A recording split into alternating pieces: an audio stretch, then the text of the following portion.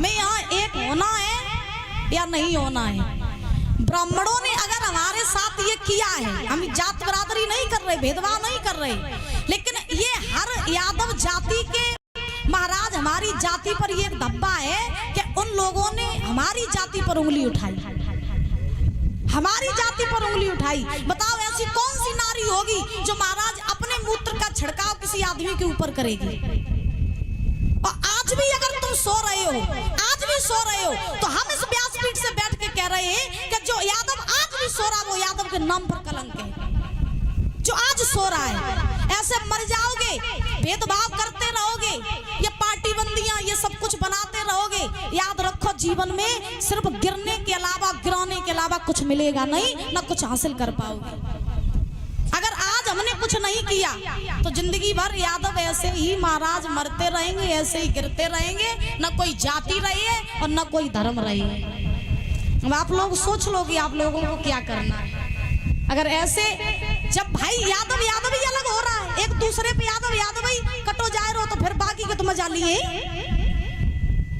बताओ भाई, सोचने वाली बात है। बुजुर्ग हमारे जितने बैठे हैं, जब तक हम खुद नहीं करेंगे भाई, जब तक हम में एकता नहीं होगी, हम ही जब एक जाति के एक नहीं होंगे, तो फिर दूसरी जाति वाले तो हम लोगों को गिरा के चले ही जाएंगे, बुरा भला बोल के चले ही जाएंगे। इसलिए हम लोगों को अभी सावधान होना है और बड़े भाव से रहना है, एकता बना करके रहो, चाहे गांव में रहो।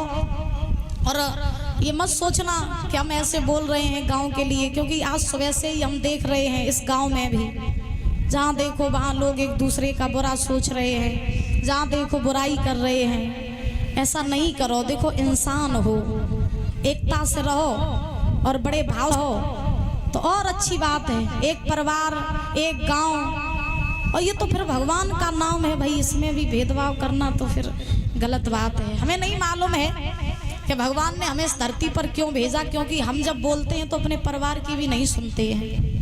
हमें क्या पता कि प्रभु ने हमें जन्म दिया हो तो इसीलिए दिया हो कि तुम धरती पे जाओ तो कुछ बताओ।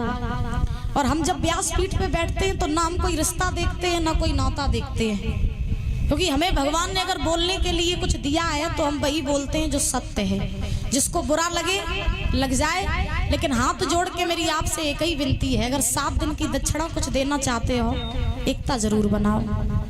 एक गांव में रह के, एक परिवार में रह के किसी भी प्रकार का कोई भी भेदभाव न करो।